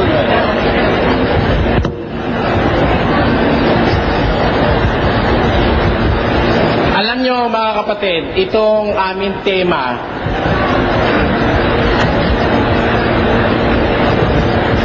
i-remind ko lang po ang tema. Sabi ni Mr. Blanco rito, ganito. Patutunayan ko na ang aral na aking ipinangangaral ay ang aral ng Ebanghelyong ikaliligtas at ikabubuti ayon sa Biblia. Ayan. Tapos, nung mag-umpisa siya, ang una niyang kinanat, ikapo. Patutunayan niya raw na yung aral niya, aral ng Ebanghelyong ikaliligtas. Ngayon, ang una niyang niliwanag ay yung daw ikapo. Tatanungin nga natin sa Biblia, mga kapatid. Pag-aaralan po natin, yung bang ikapo aral ng Ebanghelyo? Ito ba'y aral na itinuro ni Kristo at mga apostol? Ano ba ang kahulugan sa Biblia ng aral ng Ebanghelyo? Pakinggan nyo. Dito kay Lucas 16, ang versikulo 16 din, pakinggan nyo ang ating mababasa, mga kapatid. Ito po ang nakasulat sa Biblia. Ang kautusan at ang mga propeta ay nanatili hanggang kay Juan. Ayon. Yun ang wikang kautusan at yung mga propeta nanatili hanggang kay Juan. Meron ho bang hangganan yung kautusan at mga propeta? Meron. Maliwanag ang sabi ng Biblia, ang kautusan at ang mga propeta ay nanatili hanggang kay Juan. Tanong, yun ho bang ikapo kasama sa kautusan at sa mga propeta? Kasama. Ang katunayan, siya pa ang nag-cite ng talata, Malakay 3:10. As early as the time of Prophet Malakay, sinasabi na yung ikapo. Hanggang kailan ho nanatili yung kautusan at ang mga propeta? Nanatili hanggang kay Juan. Ulit ang basa, kapatid na Willie. Ang kautusan at ang mga propeta ay nanatili hanggang kay Juan. Ngayon, pagdating kay Juan, anong sabi?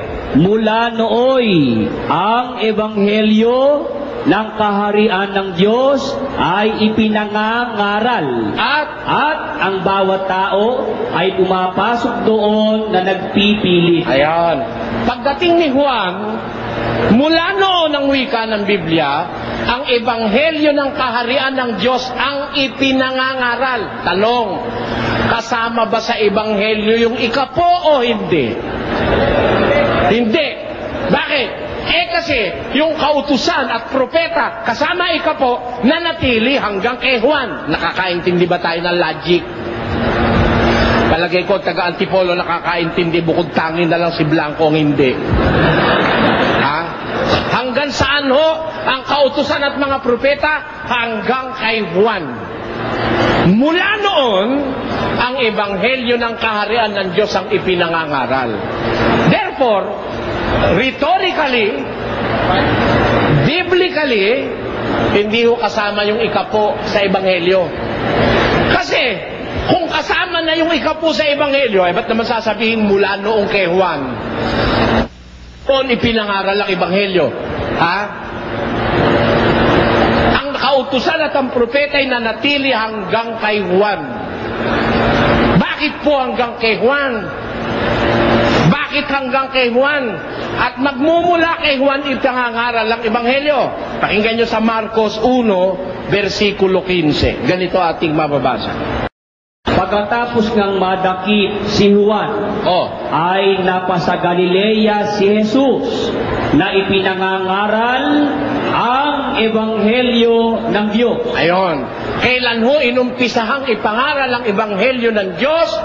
Nang madakip si Juan at mailagay sa bilangguan, napasa Galilea si Jesus na ipinangangaral ang ebanghelyo ng Diyos. Therefore, ang pangunahin hong nangaral ng ebanghelyo ng Diyos, walang iba kundi ang Panginoong Jesus. Tanong, nung nangangaral na ba ang Panginoong Jesus, ipinangaral niya ba yung ikapo? Dinatna na niyang nag-iikapo yung pinangangaralan niya. Ayon. Tamo, di alam ng taga-Antipolo. Ha? Nung mangaral si Jesus, dinatna niyang inag-iikapo na yung mga tao. Nag-iikapo na. Kaya nga nung sumbatan niya, eto sumbat niya. Pakinggan niyo. Sa aba ninyo, mga eskriba at mga fariseyo, mga mapagpaimbabaw, sapagkat... Bakit sa aba nila? Bakit? Kawawa naman sila. Woe unto you.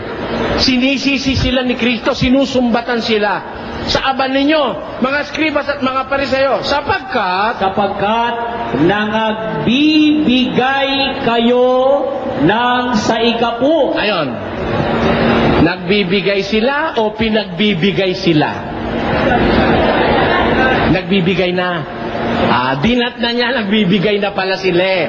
Nung nangangaral siya ng ebanghelyo, hindi na pala kasamang ipinangangaral niya yung ikapo. Kasi ang dinatnan niya na pinangangaralan niya ng ebanghelyo, kasalukuyan ng nangagbibigay. Present progressive. Ulit. Sa aba ninyo, mga eskriba at mga fariseyo, mga mapagpaimbabaw, sapagkat nangagbibigay kayo ng saikapu ng yerba buena, at ng anis at ng komino, at inyong pinababayaang di ginagawa ang lalong mahalagang bagay ng kautusan. Ayan. Kaya pala itong mga pariseyong ito'y kaawa-awa naman sa paningin ni Kristo. Mapapahamak sila. Kasi alisto sila sa pagbibigay ng ikapo. Pero mo pati anis. Sino ho nakakaalam sa inyo ng anis? Gaano ho kaliit ang anis?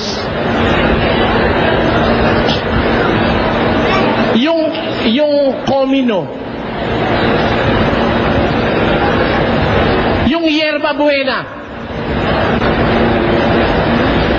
mga damo ho yun, mga damong mababango, mga spices, parang ganon. Parang walang kakwenta-kwenta itong mga bagay na ito. Pero pati ito, iniikapuan ng mga eskriba at fariseo. Pinakamaliliit na bagay, iniikapuan nila. Pero, pinababayaan ninyo yung lalong malalaki o mahalagang bagay ng kautusan. Nakita nyo? Ganon si Blanco eh. Matindi sila sa ikapu. yung kasama niya mga born again, doon matitindi, mga pastor. Malakas kasing pagkakwartahan yan eh. Yung mga kasama niya. Ganun sila eh. Matinding pagkakwartahan yan eh. Pero nagbibigay kayo ng ikapo, nagbibigay na ba o hindi pa? O dinat na nga ni Kristo, nagbibigay na eh. Pero pinababayaan ninyo ang lalong mahalagang bagay ng kautusan. Alin yun? Na dili ibat ang katarungan at ang pagkahabag Ano pa? at ang pananampalataya. Ayan. Meron palang mas mahalagang bagay ang kautusan kaysa sa ikapo. Yung kautusan dinatna ni Kristong ginagawa ng mga eskriba at pariseo, bagaman aktibo sila sa ikapo, pinababayaan naman nila yung lalong mahalagang bagay ng kautusan. Sa makatibagay ang pananampalataya, ang katarungan at ang pagkahabag na Dapat sana ninyong gawin ang mga ito. alin ang gagawin? Alin ang gagawin? Dapat sana ninyong gawin. Alin ang gagawin? Hindi yung hindi pa nila ginagawa. Amen? Aba, ikapuraw yun. E de, baliktad ang utak nitong kausap natin. Ikapuraw yun. Kaya nga sinabi ni Kristo, dapat sana ninyong gawin. Kasi hindi nga nila ginagawa eh. Ano ang ginagawa nila? Yung ikapo. Nakuha niyo punto mga kababayan? Ulit. Sa aba ninyo, mga eskriba at mga fariseyo, mga mapagpaimbabaw, sapagkat nangagbibigay kayo ng sa ikapu ng yerba buena, at ng anis at ng komino, at inyong pinababayaang di ginagawa ang lalong mahalagang bagay ng kautusan. Alin ho ang hindi ginagawa? Yung lalong mahalagang bagay ng kautusan. Tuloy. Na dili ibat ang katarungan at ang pagkahabag at ang pananampalataya. Tatapwat, dapat sana ninyong gawin. Alin ang dapat gawin? Eh di yung hindi ginagawa. Tama po, hindi. Alin yung hindi ginagawa? Yung lalong mahalagang bagay ng kautusan. Sa makatibagay ang katarungan, ang pagkahabag at ang pananampalataya na dapat sana ninyong gawin at ang mga ito. At huwag pabayaang di gawin yaong iba. Ayon. Sa paggawa ng kautusan, dapat i-prioritize mo yung mas malalaking bagay ng kautusan. At huwag mo naman pababayaan kung mo maliit eh, huwag lang gawin. Ayon. Sino kausap ni Kristo rito? Eskribas at pariseo. Kristiyano ho ba yung mga yun? Kaaway niya nga yun eh. Pag sinabi mong Kristiyano yun, lalabas malupit yung Kristo mo. Biro mo yung Kristiyano niya eh. Sinasaaban niya sa abanyo, eh Kristiyano pala yun. Ha? Mali eh. Talagang kahit saan ko daanin si Mr. Blanco, ibatakbo lang kaisipan nito eh. Kumbaga ang mundo counterclockwise, kung umikot yung kanya clockwise eh. Alam nyo ba ang mundo kung umikot counterclockwise? Alam nyo ba yung mga regular cells of the body kung umikot counterclockwise? Si Mr. Blanco, clockwise. Baliktad ang naiintindihan niya kaysa doon sa realidad na nasa Biblia. Kaya, itong kausap dito, hindi mga Kristiyano, sinusumbatan nga ni Kristo eh. Ngayon, punta tayo doon sa Kristiyano. Sabi niya, si Judas daw, Kristiyano, pero hindi born again. Natatandaan niyo ba, no? Ba't ka ako sinabi mong hindi born again? Mababasa ba sa Biblia? Wala naman siyang mabasa. Ba't niya sinabing hindi born again? Kasi raw si Judas, puspos ng demonyo. Ayan. Mga kapatid, alam niyo ho ba yung salitang puspos ng demonyo? Ano yung puspos? Antipolo, Tagalog kayo ha? Alam niyo yan. Ano yung puspos? Punong-puno, di ba? Punong-puno, apaw-apaw, puspos. Ayan. Tanungin natin kung si Judas ayon sa Biblia ay hindi na born again dahil puspos ng demonyo. Pakinggan nyo sa isang talata ni Juan, ganito ang ating mababasa.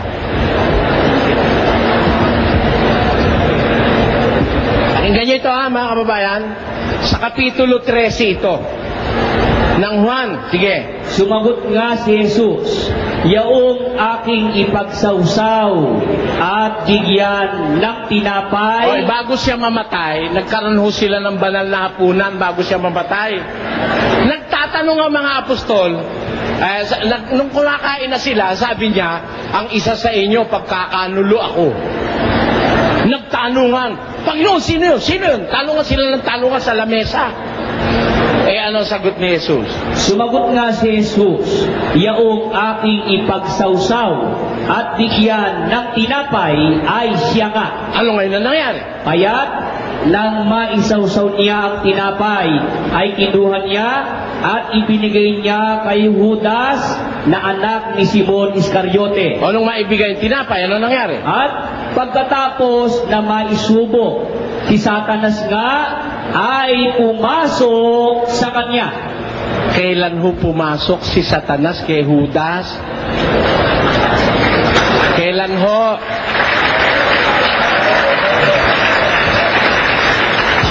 Kailan ho siya napuspos ng demonyo? Wala raw mababasa sa Biblia, hindi ka lang marunong magbasa. Nakita mo? Paul na naman, ikalima yan, gagraduate na yan, makita nyo. Kailan ho napuspos ng demonyo si Judas? Nung huling hapunan. Pero sa umpisa, si Judas ba'y born again? Basa, pakinggan nyo sa Mateo 10. Ganito ating mababasa. At pinalapit niya sa kanya ang kanyang 12 alagad. Kaninong alagad? Alagad ni Kristo, hindi. Alagad. Kristiyano ba yung alagad o hindi? Kristiyano si Judas eh. Born again ba? Tuloy. At binigyan niya sila ng kapamahalaan laban sa mga karumal-dumal na espiritu. Yung mga 12, binigyan ng kapamahalaan laban sa karumal-dumal na espiritu. Nung panahon na yon, may karumal-dumal na espiritu na ba kay Judas? Binigyan nga siya ng kapamahalaan para sa mga karumal-dumal na espiritu di ba mga kababayan? Pakinggan nyo, tuloy natin. Upang mapalabas nila. Magpapalabas pala sila ng mga karumal-dumal na espiritu. Sino itong mga 12 alagad na itong binigyan ng kapamahalaang magmilagro at magpalabas ng karumal-dumal na espiritu? Sino yan? Tuloy. Ang mga pangalan nga ng 12 apostol ay ito. Alin yun? Ang unay si Simon na tinatawag na Pedro at si Andres na kanyang kapatid. Sino pa? At si Santiago na anak ni Zebedeo at ang kanyang kapatid na si Juan. 4 na, tuloy. Si Felipe at si Bartolome. 6 na. Si Tomas at si Mateo na maniningil ng buwis. Si Santiago na anak ni Alfeo at si Tadeo. Si Simon na Cananeo at si Judas Iscariote. Kasama mo si Judas na binigyan ng kapamahalaan o hindi? Born again ba si Judas o hindi?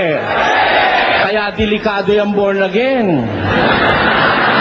May possibility pasukan din ng demonyo yan. At ang palagay ko, sa tabi ko meron ngayon. Bakit? Huwag mong sabihin si Judas nung tawagin ni Kristo, puspos na ng espiritong masama. Puspos na ng demonyo. Binigyan pa nga ng kapamahalaan At ang katunayan, hindi masama si Judas sa umpisa. Ginawa pa ni Kristong tesorero. Dito ba may organisasyon kayo rito sa Antipolo? Pagkabatarantado tao gagawin yung tesorero?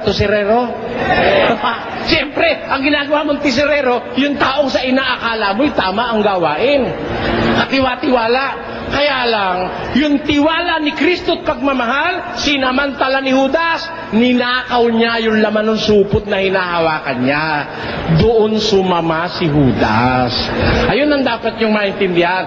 Kaya, nung totaling mapuspos siya ng espiritu, kailan? Nung maisubo na sa kanya yung tinapay sa huling hapunan.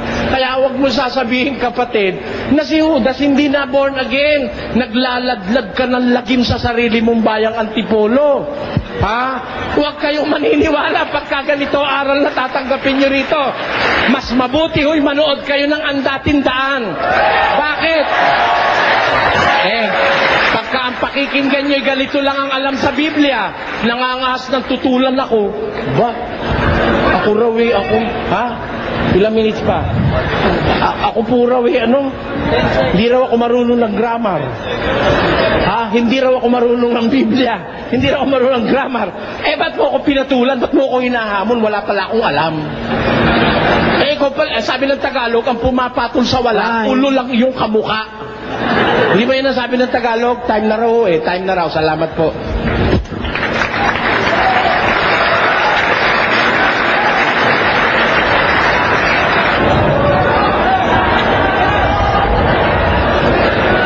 Sa inyo po bang samahan, Mr. Soriano,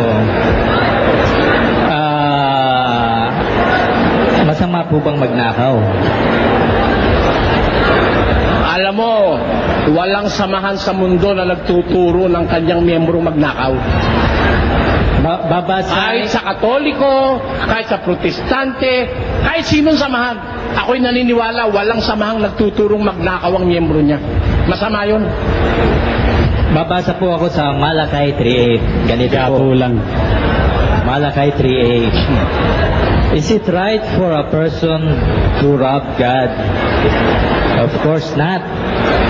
Yet you are robbing me.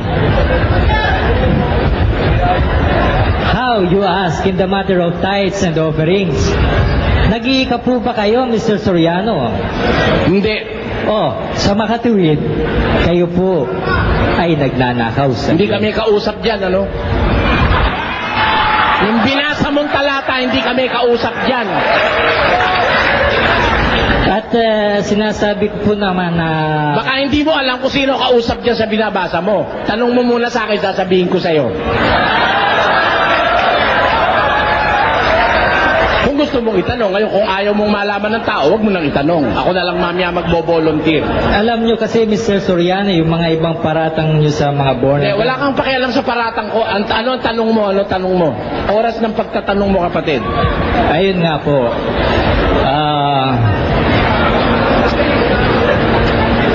Ang sabi po nyo, wala kaming grammar. Wala akong sinabi na wala kang grammar. Ikaw ang nagsabi na hindi ako marunong ng grammar, ano? Hindi po. Sinasagot ko lang. Ayun ang lagi nyo sinasabi sa aming mga born again. Wala kami... Huwag mong sasabihin yung hindi ko sinabi rito. Walang pakialam ang mga tao doon sa hindi nila narinig. Ang pinag-uusapan natin, huwag kang lalabas ngayon, mali yun. Yung sinabi rito, yun ang pag-usapan natin. Sa makatuwid, Mr. Soriani, iwan na po natin yan. Aling iiwan? Iwan ko sa'yo. I am under cross. Kahit ano itanong mo sa akin, sasagot ako sa'yo eh. Kung bahala ka, kung gusto mong iwan. Kung gusto mo, iwan mo na naman ako. Pwede rin eh.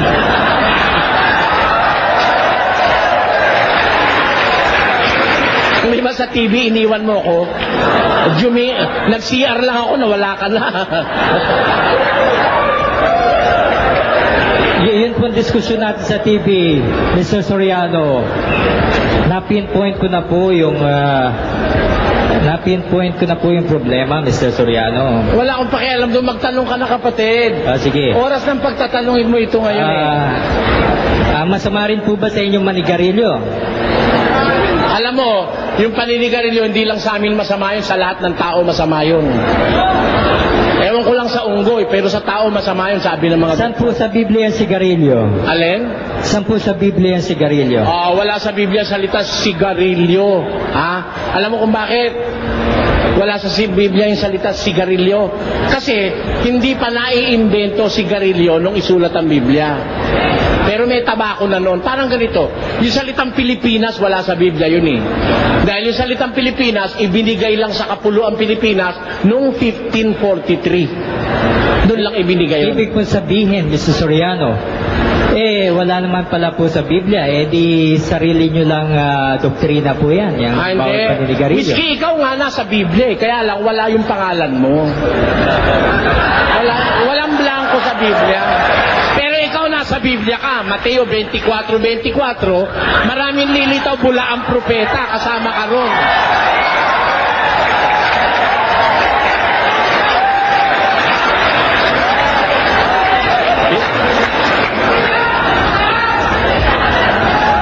Ang totoo po niya, mga kababayan, ang pinuno po ni Ginoong Soriano ay naninigarilyo.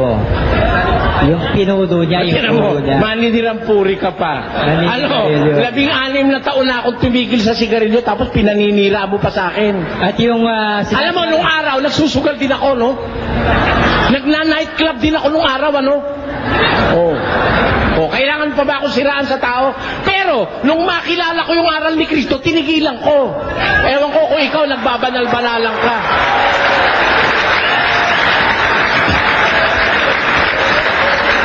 Baka gusto mo, blackjack tayo, kaya it is a myth.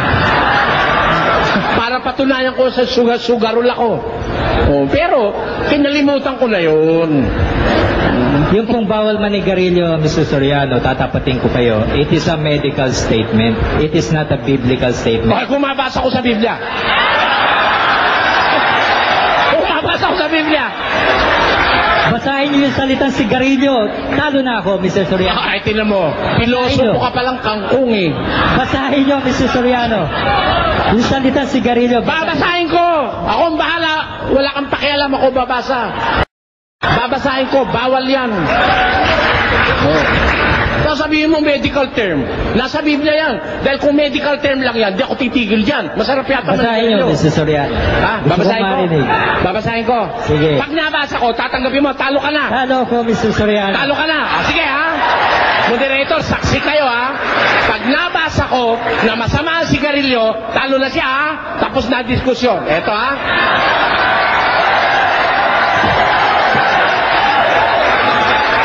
Tandaan nyo ang talata. Galacia 5:19. Patuloy. Eto po, basa. At hayag ang gawa ng laman sa makatwiday ang mga ito. Tungkol sa mga bagay na ito, pinagpapauna kong ipaalaala sa inyo na ang nagsisigawan ng gayong mga bagay hindi magmamana ng kaharian ng Diyos. Ito, alam nitong gawa ng laman na hindi magmamana ng kaharian ng Diyos. Ito, pakikiapid, karumihan. Sino ba sigarilyo nakakapagparumi o nakakapagpalinis? Basahin niyo yung sigarilyo, Magaling Mr. ka muna! Soriano. Wag mo ako interrupt. Karumihan, kalibugan, pagsamba sa Diyos-Diyusan, pangkukulam, mga pagtataniman, mga pagtatalo, mga paninibugho, mga pagkakaalitan, mga pagkakampi-kampi, mga pagkakabaha-bahagi, mga hidwang pananampalataya, mga kapanaghilian, mga paglalasing, mga kalayawan, at ang mga katulad nito.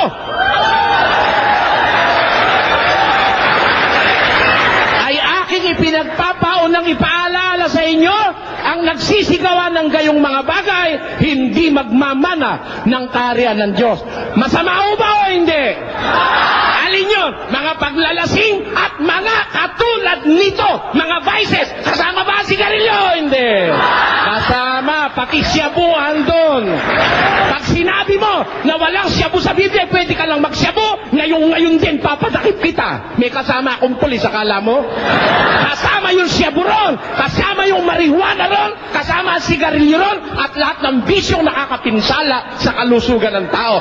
Talo na si Blanco, hindi. Hindi ka marunong ng ano eh. Lohika.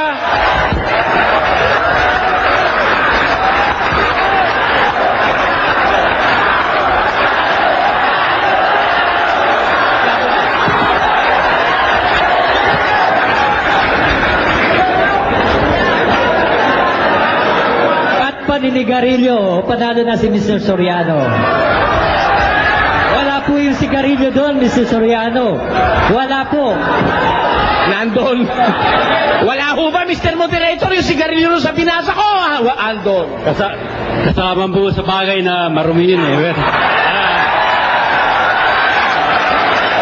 Maraming salamat.